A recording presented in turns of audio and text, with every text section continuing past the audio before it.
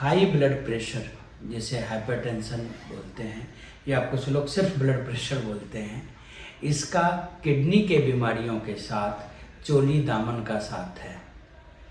High BP से kidney के बीमारी होने की संभावना होती है और किडनी की अधिकांश बीमारियों में ब्लड प्रेशर बढ़ जाता है। तो ब्लड प्रेशर को हल्के में कभी नहीं लेना चाहिए। ब्लड प्रेशर दो तरीके का होता है। एक तो एसेंशियल हाइपरटेंशन बोलते हैं, जहाँ ये जेनेटिक कारणों से, मल्टीफैक्टोरियल रीजन से आमतौर पे मिडिल एज में होता है। लेकिन एक सेकेंडरी हाइपरटेंशन होता है जहाँ बीपी होने की वजह कोई बीमारी होती है और उसमें किडनी की बीमारी भी एक महत्वपूर्ण वजह है। तो अगर ब्लड प्रेशर काफ़ी कम उम्र में शुरू हो गया हो, जैसे 16-17 साल की उम्र में शुरू हो गया, 20-22 साल की उम्र में शुरू हो गया, या ब्लड प्रेशर बहुत लेट शुरू हुआ, जैसे 65-70 साल में शुरू हुआ हो, या प्रेगनेंसी में ब्लड प्रेशर होता हो, या बीपी बहुत टेढ़ा है, 2-4 दवाइयाँ देने के बाद भी कंट्रोल में नहीं आ रहा, तो ऐसे लोगों को किडनी की प्रॉब्लम होने की संभावना अत्यधिक होती है।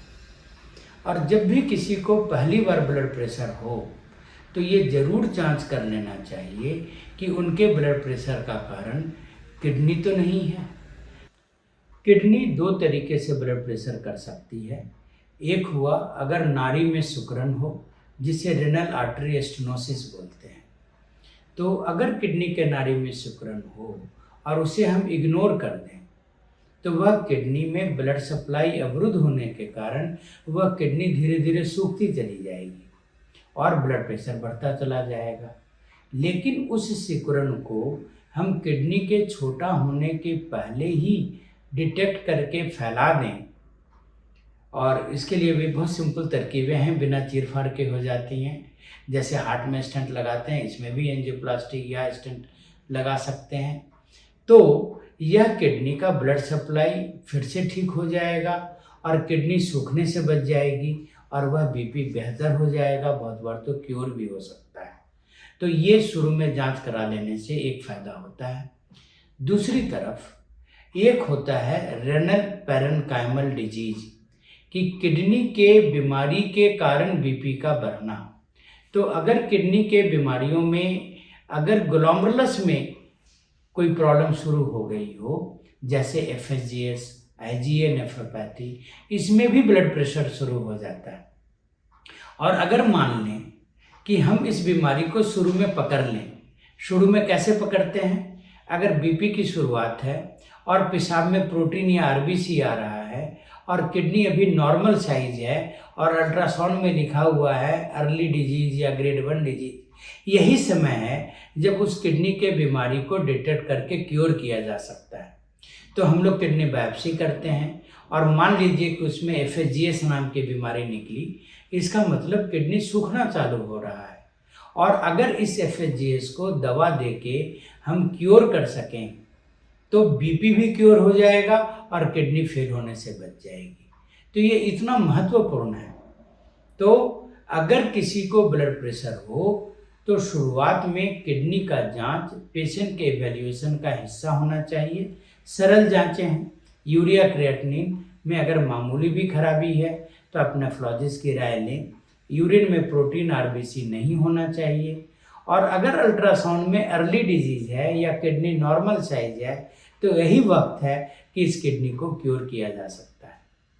अगर किसी का किडनी कमज़ोर हो गया परमानेंटली, जैसे CKD बोलते हैं, और वो अपना बीपी हाई रखता है 200, 190, तो यह हाई बीपी उस कमज़ोर किडनी को जल्दी फेल कर देगी। तो अगर बीमारी बढ़ भी गई है और किडनी क्योर नहीं भी हो पा रही है तो भी बीपी को कंट्रोल करना किडनी के लाइफ को बढ़ाने के लिए अत्यंत ज़रूरी है। और किडनी कई बीमारियों में अगर बीपी हुआ तो ये बड़ा मुश्किल होता है, इसको तो एक नेफ्रोलॉजिस्ट ही संभाल सकता है। एक बात और कहूँगा, वो ये कि किडनी के मरीजों में बीपी मौसम के हिसाब से भी बदलता है, क्योंकि यह बीपी सॉल्ट सेंसिटिव होता है। तो गर्मी के मौसम में जब हम पसीना में नमक खो देते हैं तो बीपी किडनी वालों का थोड़ा सा बेटर हो जाता है। लेकिन जब मौसम ठंडा हो जाए या ह्यूमिड हो जाए तो वो बारिश के मौसम आने के बाद वो बीपी फिर से बढ़ जाता है। तो आपने बहुत बार देखा होगा कि किडनी के मरीज़ का बीपी विंटर में स्पेशली बढ़ता है, और अगर ऐसा हो रहा हो तब भी आपको अपने किडनी के प्रति सजग होने की ज़रूरत है। ब्लड प्रेशर की एक खास बात और है कि बहुत बार लोगों को लगता है कि सिम्टम होगा तो वो इलाज कराएंगे, जैसे सर दर्द होगा या गुस्सा आएगा तो बीपी बढ़ेगा तो इलाज कराएंगे। ये भी गलत धारणा है। आमतौर पे बीपी का कट ऑफ 140/90 रखा गया है। अगर बीपी 140/90 से ज़्यादा है तभी इसका इलाज करना चाहिए। लेकिन किडनी के मरीजों के लिए ये कट ऑफ कम रखा गया है। उनमें हम लोग 130/80 बीपी टारगेट करते हैं, और बीपी जितना कंट्रोल में रहेगा उतना ही किडनी की लाइफ बढ़ जाएगी।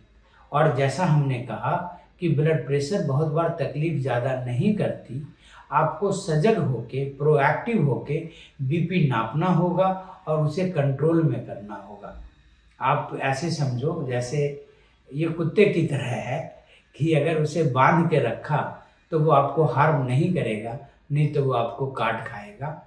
और बहुत बार अमेरिका में भी देखा गया कि कितने ही लोग इतनी जागरूकता के बावजूद अभी भी ब्रेन स्ट्रोक, हार्ट फेलियर और किडनी फेलियर के शिकार होते हैं, क्योंकि उन्हें समय पे बीपी का इलाज नहीं मिलता है या उसके प्रति वो जागरूक नहीं है।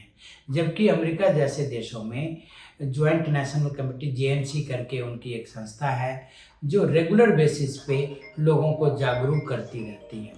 तो अमेरिका में एक मुहिम चलाई गई, JNC कह के बोलते हैं, उसने बहुत जागरूकता फैलाई है।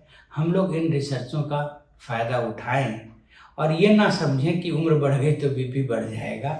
इर्रेस्पेक्टिव ऑफ एज हमें बीपी को दायरे में रखना है, जिससे हमारे अंगे सुरक्षित होने लगे।